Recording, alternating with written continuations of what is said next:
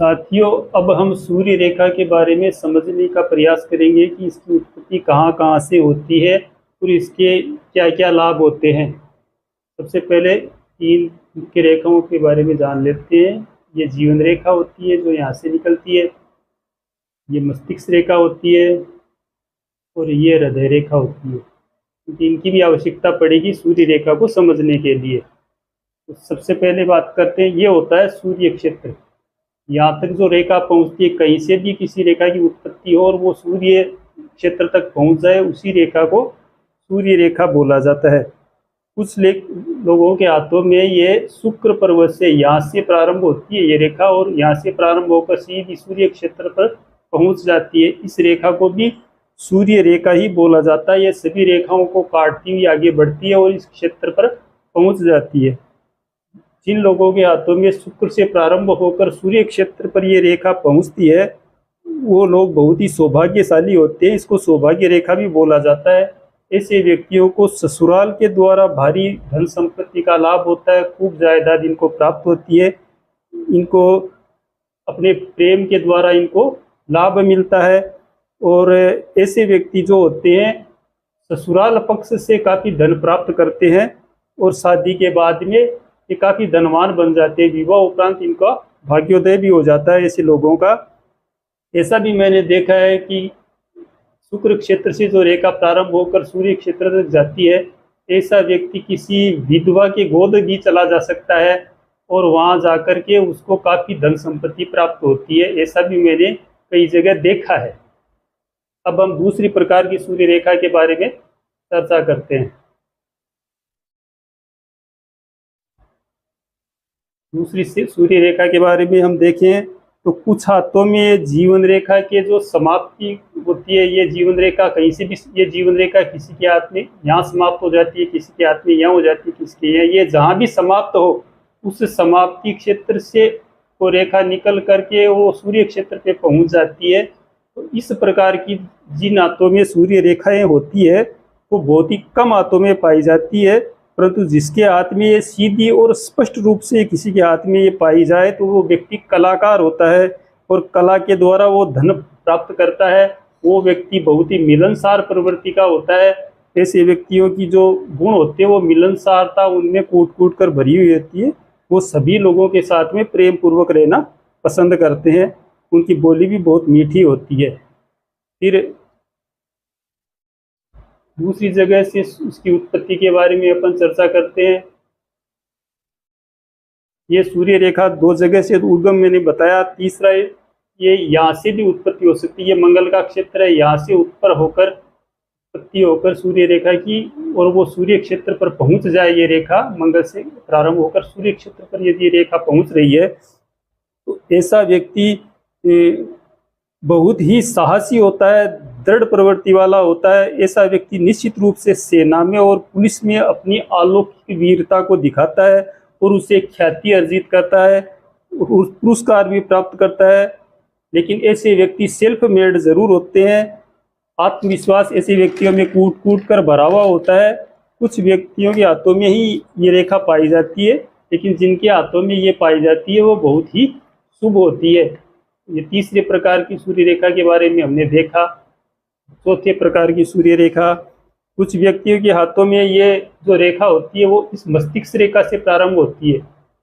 इस मस्तिष्क रेखा से कहीं से भी प्रारंभ होकर ये सूर्य क्षेत्र में पहुंच जाती है, तो ये भी सूर्य रेखा ही कहलाती है।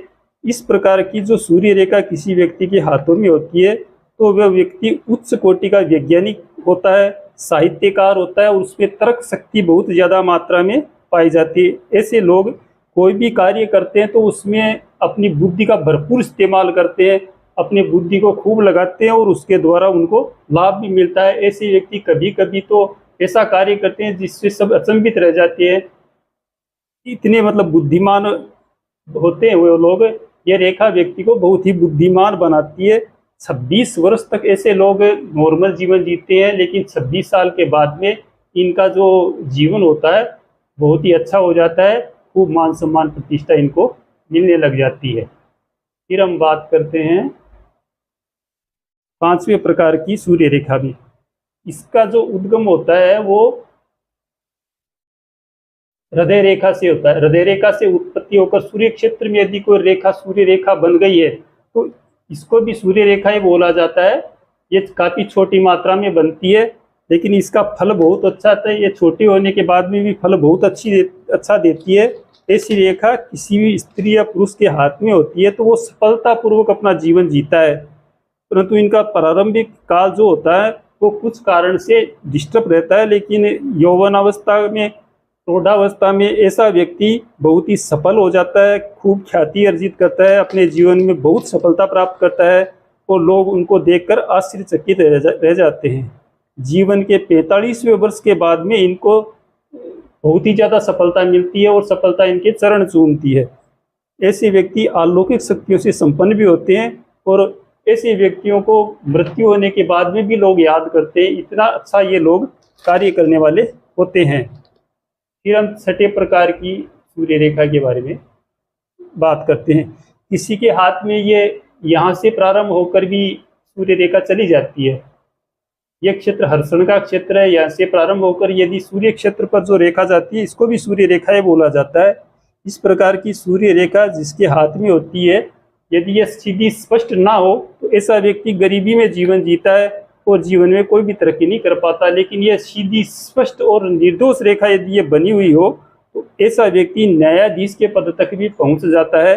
इसमें कोई अतिशयोक्ति नहीं है। और अपने यौवन अवस्था में, जीवन काल में वो व्यक्ति काफ़ी यात्राएं करता है और विदेश यात्राओं के दौरान उसको लाभ भी मिलता है। अब हम 7वें प्रकार की सूर्य रेखा के बारे में बात करते हैं। ये चंद्र क्षेत्र होता है। यह क्षेत्र चंद्रमा का क्षेत्र है। यहाँ से उठकर यदि कोई रेखा सूर्य क्षेत्र पर पहुंच जाए तो इस प्रकार की सूर्य रेखा जिसके हाथ में होती है उसका भाग्योदय विवाह के बाद में होता है। विवाह के बाद में उसको ख्याति प्राप्त होती है और ऐसे व्यक्ति संकालु स्वभाव के होते हैं।